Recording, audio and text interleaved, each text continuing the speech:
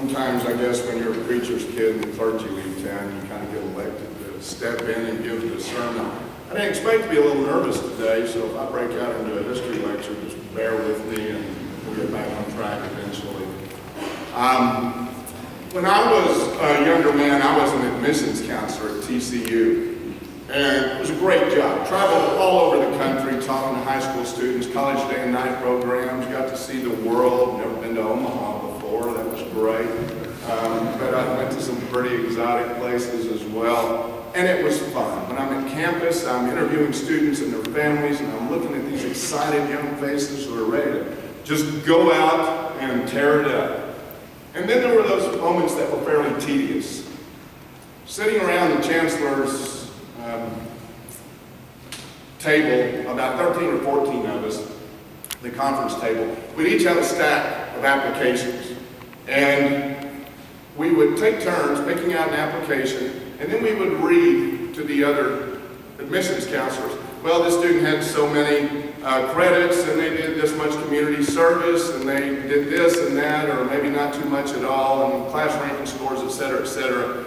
And then when we got to the students that were borderline, are we or are we not going to admit them, we would read those teacher recommendation letters one more time. In the large public high schools, they were usually just kind of a form letter, just stamped, yeah, the student breathed and graduated, and that's about all there is there. But we would get to those letters like you get at All Saints, where the teacher knows the student very well, and we would begin to read. And periodically, you would get those letters that start something like this. Little Johnny or Susie is just a great kid. Everybody likes him or her, and well, just great kid, has a lot of potential, and then everybody collectively would grow. There's that word, potential. What does that mean in this context? Go ahead. What does potential mean in that context? Yeah? I didn't hear you. They didn't do anything. Lazy. We're talking about lazy.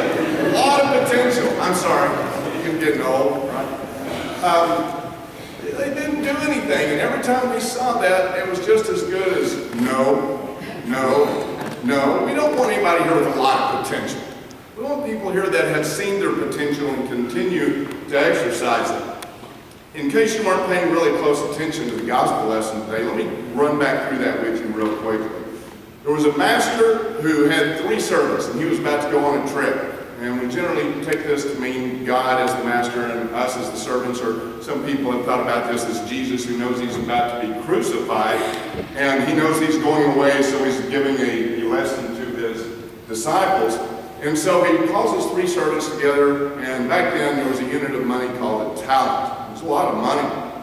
And the first servant, he brought over, you've been a good servant, and here's 5 talents. I'm going out of town, I'm taking a trip, and I'm going to leave my finances in your hands while I'm gone. Here's 5 talents, you've been a great servant. And he calls the second servant over and says, I'm going to give you 2 talents. And I appreciate everything you've done for me, you're a good servant. He calls over the third servant, who really hadn't been as good as the other 2, and he gives him 1 talent nonetheless. And he says, I want you to take care of my finances, I want you to make money, I will return one day. And so the first servant goes out after the master leaves, and he's wheeling and dealing, he's doing his thing, he's investing, and he makes 5 talents.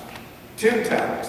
The second servant goes out, and he's doing his thing, and he's investing and whatever, and he makes 2 talents, and now he's got 4. And the third servant says, my master is always getting on to me because I don't do everything I'm supposed to do. And so he went and hid it in the ground, just buried it.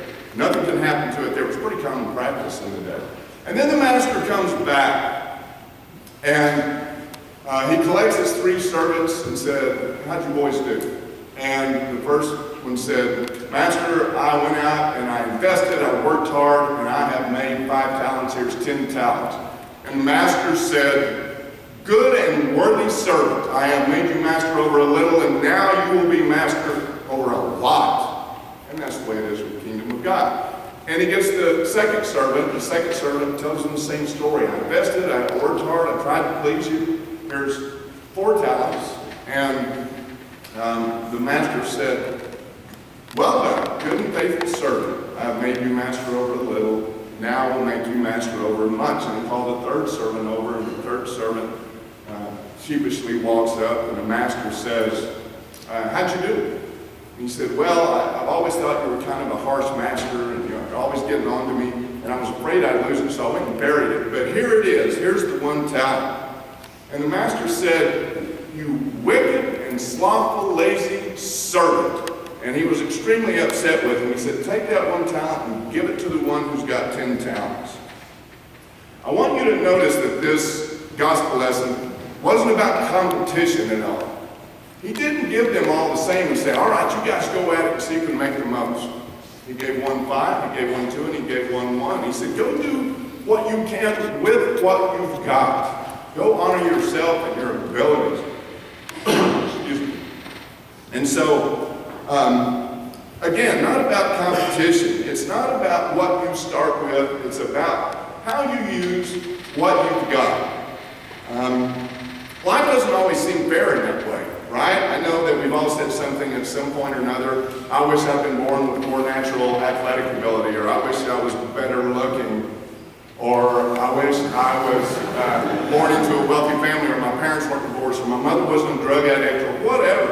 We've all said that, but that's not the point of the story. It's not, this is a tired expression, but it's not about the cards that you were dealt. It's about how you play those cards. And so, I want to give you an example. Paying homage to Father Mel. It's one of those of you that have been around a while know he always used to bring a bag to chapel. This is a Frisbee. Right? I remember when these were invented. I remember television commercials. And I thought, that's the most awesome thing I've ever seen. The thing flies. The only thing we had before that flew was a rock, and that didn't fly. And then they came out with a professional version. It was about the size of a trash can. I gotta get one of those. It was awesome. Now, this isn't very high-tech to you guys. You guys have all those great video games, and if you're going to fly something, you're out there with the whole computer, drone, helicopter thing going around. That's high-tech, right? But I keep a stack of these right next to my desk, because I sit and work at my desk, and I've got a real sensitive light sensor, and we're trying to save money. So when I don't move a lot at my desk, my light goes off. And if I don't do this immediately, then my light won't come back on. So I reach over and I grab a Frisbee, and I wing it right across my room, and that sensor pops right on. This does everything it's intended to. It fulfills its mission perfectly. It flies. That's all I want it to do, right? And so there's a lesson in the gospel here, and it's about using what you've got. If you don't use what you have, you lose it. It's like a muscle. If you don't keep working out, it's going to atrophy and it's going to die, right? We have story upon story about people who were born with nothing. I mean, dirt poverty. Think about Nelson Mandela or Bishop Tutu or Mother Teresa. They were born in poverty. They didn't have a lot, but they did great things. And so, this is what I'm urging you to do, especially you young people who are, you're developing habits that you're going to have for the rest of your life. I want you to just do great things. Be the best you can be in school. And do the best you can to love your friends and family and tell them that. And do your best to make the world a better place. Do your best to serve God. And when you come to the end of your life, hopefully you don't have that obituary, right, that says Jimmy or whatever, born in 1988, deceased hopefully a long time from now, had a lot of potential. Right? That's not what you want to see there, is it? My hope and prayer for you is that you become a Frisbee, or that you are a remote-controlled drone, depending on how much potential you have. Right? But I want you to get up off your potential